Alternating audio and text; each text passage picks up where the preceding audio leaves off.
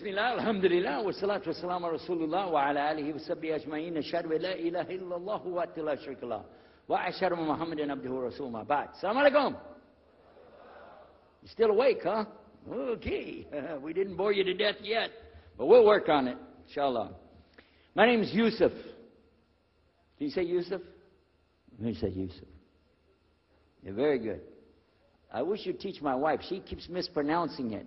She calls me useless.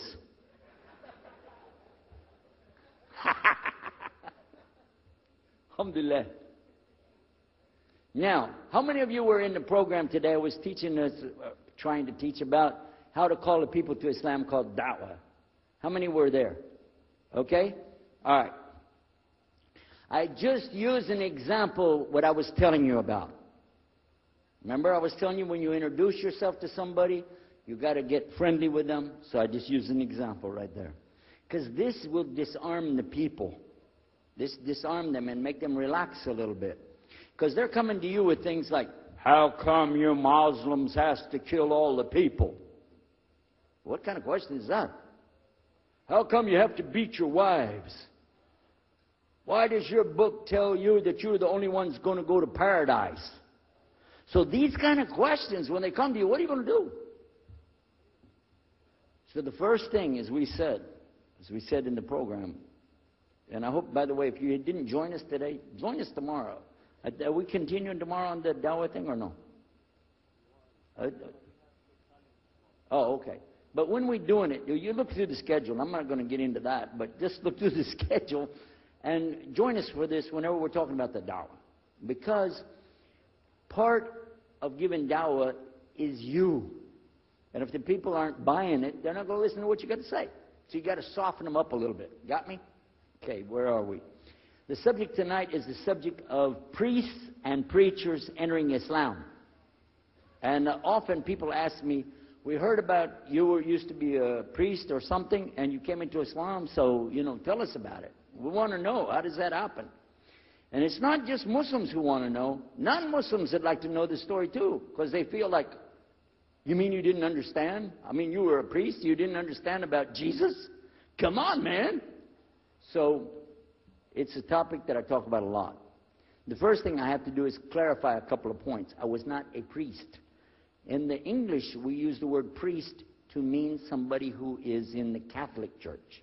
If you're not from the Catholics, if you're from the Protestants, then you don't use that term. We usually use the term, for instance, pastor, minister, preacher, reverend, and these are some of the titles. We came up with an awful lot of them because that's the way humans are, right? Give ourselves titles. So I was a preacher and a minister of music. But that doesn't really matter, but just if you're talking to a Christian and you say a priest, he's going to say, oh my God, how is that? And when they find out, oh, you weren't a Catholic, well, that's a lie, then you weren't a priest. So I want to clarify that. As a matter of fact, I will tell you, in my own estimation, I'm probably the least of the factions within this equation. Because there were so many other people that came into Islam the same time I did. That's why it takes a little bit of time to tell the story. But they asked me to tell it tonight, so we're going to do that. But I want you to listen carefully to realize what goes through the mind of a person that's not Muslim. Okay? And I usually start out by telling people that my father and I were both ministers, and both of us were also businessmen. In the reverse order. We were business first and preacher second. Got me? Because, well, as they say, business is business. And that's exactly how it worked. We operated mostly in Texas. We had a place in San Antonio, Houston, and also in the Dallas area. And we were very concerned about Christian conditions. So my father started something called Concerned Christian Centers. And basically, if you look at it from a material point of view, it was a place to sell stuff. But what we would do is take consignment things in. People could bring things into us, and then we would sell it and keep part of the money. And keep a lot of the money. But anyway, how do you do? I told him my name. He introduced himself. His name is Muhammad. I said, how do you do? after the niceties of hello, how are you, how's everything, I said, do you believe in God? He said, yes. Oh, yeah? Sure. I said, but do you believe in the God of Moses? He said, yeah. Abraham? Yeah. What about David and Suleiman? He said, yeah. So when I meet this man, I'm impressed that he's believing these things, but I thought maybe he's just saying it. So I even asked him, what about Jesus? Because I thought maybe they're kind of... First I thought Muslims were like Hindus. That was first. And then when he said he believed in some of the things of the Bible, I said, okay, maybe they're like Jews. So that's when I said, yes, but what about Jesus? Do you believe in Jesus? And he said, yes. I said, okay, wait a minute. This is going to be easy. I can convert this guy. So I agreed that we're going to do business with him. And in fact, I took him immediately out to have tea together. We sit together, drink tea, talk a little while. And I started trying to preach to him right away. I'm in the Bible. I got it right there. Flip it open. Genesis. Let's talk about Abraham. What do you know about Abraham? Abraham, he had 2 sons, you see, and blah, blah, blah, blah, blah. And I'm doing all the preaching to him. Do you imagine this? And he sat there. Okay. He's a graduate of Allah's heart. Like this. Get me? You know what I'm saying? Well, it happened that during Ramadan, some of his friends that he was staying with had to move their apartment around or something, and he was going to go stay in the masjid for itikaf in Ramadan. It's normal. We didn't understand. I thought he has nowhere to go, and I told my dad, this man has nowhere to go. And my dad said, no, he's got money. I said, no, he doesn't. Dad, I'm telling you, he has no place to go. I heard him say he's going to go live in the mosque to a Christian. If you're going to live in the church, ooh, that's the worst. So I said, let me offer that he can stay at our place. And my dad said, no, you don't do that. That's not right. I said, no, I'm going to offer it to him. I went to him and I said, how would you like to come stay at our place? He said, no, I want to go and stay there. I want to stay in the mosque, and it's something good. I said, oh, man, look at this poor man. Oh, my God. He doesn't know, you know. He just, oh, poor soul. Please come and stay in our house. And he said, no, I can't. I need to go stay over there. I said, look, I'm scratching his dignity. So I told him, listen, no. I want you to come and you can pay. You can pay money and stay with us. He said, how much? I said, $15 a week. Which in America is like nothing. $15 is nothing. I said, and then he kind of hesitated. I said, and we'll pay for all the food. Well, you eat $15 worth of food in one day in America. He said, okay, all right. And I told my dad later, I said, see how I did that? Because now he'll stay with us. He knows he's getting a good deal on the food, and I was making it all about money. Well, I didn't know he wanted to come and stay with us. He wanted to learn about how are Americans and how is the dawah going to be. What do we believe? Especially people who are preaching. So he came and stayed in our house. And I said, well, now that's good. I'll travel with him and go with him in places, and he'll see and he'll learn about Christianity. As we were traveling and working together, we put up tables just like this and booths and things and set things out for people to come and look at them and sell things. And I caught him one time. When somebody wanted to take something from the front, he took it from the back and gave it to him. And I looked at him. And the next time somebody started to take something, he took from the back and gave it to him. I said, hey, Muhammad, we take the stuff from the front because that's the old stuff. The new stuff in the back, just hold it back. You know what I'm saying? This is dated material. Get rid of the junk first. He said, no, I can't. In my religion, we can't sell something unless we give the people the best. I said, got me on that one.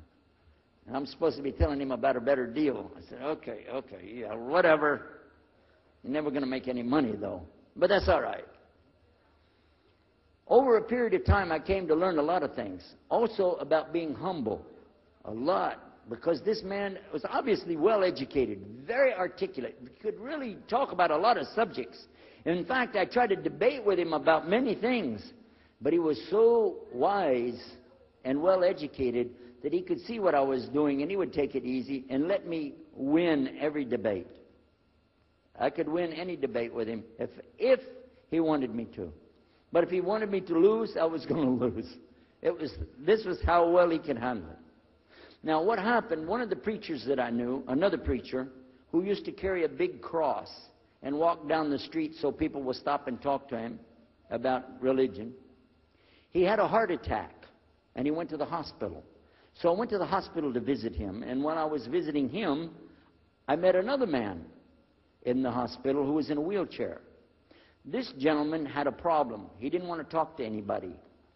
And I told him, let me witness to you. Let me share the message of Jesus with you. So I took out my Bible, and again, I started telling him about a prophet, Prophet Yunus, alayhi salam. And I'm telling them, look at Jonah. He's in the belly of the whale. He's in the sea. He's down there like this, and who knows how long. And suffering like this, you don't have as big a problem as that. And God saved him, so he could save you too. He said, didn't want to talk to me. I asked him, what's your name? He didn't want to tell me. Where are you from? He said, I'm from Venus. So what's that? Well, we do have, there is a Venus, Texas, by the way. But he said, you know, he's from another planet. So I kept, each time I would go, I would talk to him, witness to him. Finally, one day, he started crying. I was pushing his wheelchair around. I took him down. I rolled him around different places. He started crying one day. He said, I'm going to confess something to you. I need to confess something to you. Now, to a Catholic, confession means you're going to tell the priest all your sins. And then he's going to forgive you. Well, I wasn't Catholic. And I told him, listen, I'm not Catholic and I'm not a priest. I'm a preacher. He said, I know better than you do. I am a priest. I said, oh my God. This man is a priest? And he knows the Bible better than I do. He said, I just have had a hard time. I've been here and having heart attacks, and I've been having problems and everything, and trying to figure out a lot of things. He said, I'm sorry I took it out on you. I really am. I apologize. And he started crying. And when he started crying, I felt sorry, you know. I hugged him and I said, it's okay. One day I went to the hospital, and my friend was gone. So I started visiting with the priest. And that happened one time. I went to visit him at the hospital, and he was gone. And I asked him, where did he go? They said he went home. I said, home? He's a missionary priest from South America. How did he go home? She said, I don't know. He's not here. I'm sure his family. I said, he has no family. I know him personally. He has no family. Where did he go? She said, I don't know. We're not responsible for them. I said, well, let me see where he went. You got it in your file? She said, I can't do that. Those are locked up. Nobody can look in the file. And I got in the lady's face, and I said, listen to me. This man could die in the street right now, and it's going to be your fault. And you're going to get sued because I'm going to sue you for him. She said, okay, his folder's over there, but I'm not going to watch. I went over and I looked for it, got an address where he went. Sure enough, he was in a place where they put people that have no place to go, a shelter. So I went to the shelter, and I found him. He was still on crutches. He saw me. He started crying again. He said, please get me out of here. Get me out of here. I said, okay, come live at my house. Now, I told you the story so you can see something. Now, look, I have 2 visitors in my house. Huh? One is a Catholic priest. The other is a Muslim. And I'm thinking I can get the Catholic priest and convert him to be a Protestant. At the same time, I'm going to catch the Muslim and bring him over to Christianity. High aspirations. But it didn't work. Some strange things began to happen. We would sit around the table at night to discuss what is the Bible and what's the salvation. My father has a Bible. It's called King James Version of the Bible. Most of you probably heard about it, especially any students of Ahmadiyya or Zakir Naik. You've heard about King James Version of the Bible. But I work out of a different one that I've had since 1953. Now, I'm in the piano and organ business. I said, how many mosques are there in the world? He said, millions and millions and millions of them. And I said, none of them have a piano. He said, no. Any of them have an organ? He said, no. Oh, man, I can get rich. Just introduce some music to these guys, put it in there, you know, bound to be. I said, do the Arabs have any music? He said, oh, Arabs have music. I said, boy, I got it figured out, boy. I can see my next $1 million coming right straight up at me, you know. So then the priest asked again another time, he wanted to go back to the masjid again. He went, this is middle of July, 1991. He went to the masjid with him again. And by the way, this masjid, Sheikh Mohammed Jabali knows it very well, is on Medina Drive in Arlington, Texas. And that's where they were going to, because we were living in Midlothian, just south of Oak Cliff and south of Dallas. So they didn't come back. All night we're waiting. What happened? Very late they came back. And when he came in, I looked. There's Muhammad. I recognized him. Who's the guy with him, though? He's wearing a white jalabiyah, white dress like this. He has a white pillbox cap on his head. And I looked at him and I said, Pete.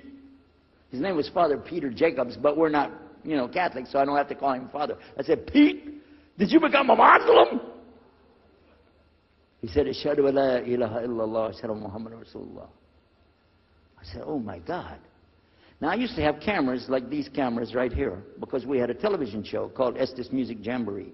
So I got one of our cameras out, opened it up, set it all up on the tripod, and I was going to interview him and ask him, well, you know, well, you went to Islam, what happened? While I was talking to him, though, he fell asleep. So it was still in my mind, and I was thinking, what am I going to do? This is too amazing. Now here I'm preaching to the people, and I'm trying to change what I'm saying, and here's a priest, just became a Muslim. My father's saying it's a good deal, it sounds all right to him. I don't know what to do. So I decided I'll talk, make mashura. I talked to my wife. We have an apartment upstairs. We were in our apartment up there, and I'm telling her, oh, you know, a priest became a Muslim today. What is that? And can you imagine what they were saying about the Quran and saying about this and so and so? All of a sudden, she said, I want to get a divorce. Oh, whoa. It's not the subject, but what happened? She said, no, all this talking about religion and talking about Islam, and so I can see. I said, oh, no. No problem here. No problem. I said, you thought no, I was just observing somebody else. No, I'm not interested. Trust me. I don't want to be with those Muslims. The last thing I want to do is be with a Muslim. No way. Just put your mind at ease. She said, I need a divorce. I said, where are we going with this again? What's the problem with that? What happened? She said, a Muslim can't be married to a Christian. I said, what? No, wait a minute. Hold on. I don't look at me. I'm telling you, I swear I don't want to be a Muslim. Okay?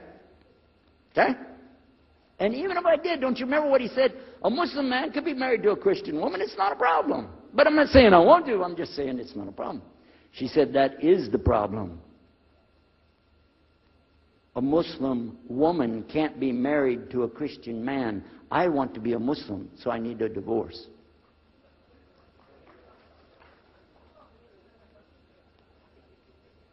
I'll never forget, I was sitting right on the edge of the bed, just sitting there, you know, and I almost fell over.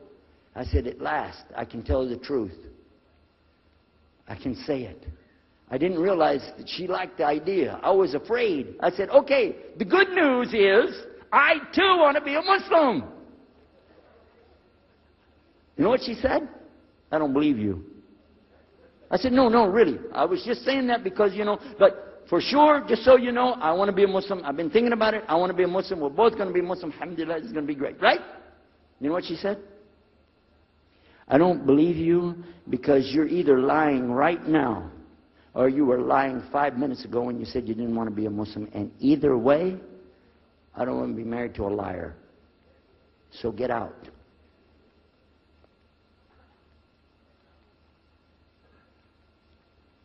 So I started leaving. I'm walking down the stairs of the apartment. I'm down to my father's part. I said, wait a minute. Where am I going to go? This is my father's house. I just got thrown off of my own property. What happened here? So I went to get to Muhammad and I woke him up. I said, come, you and me, we got to talk. Come with me. And we went outside the house, and we walked those country roads in Midlothian, Texas, until the time for the sun to come up at dawn.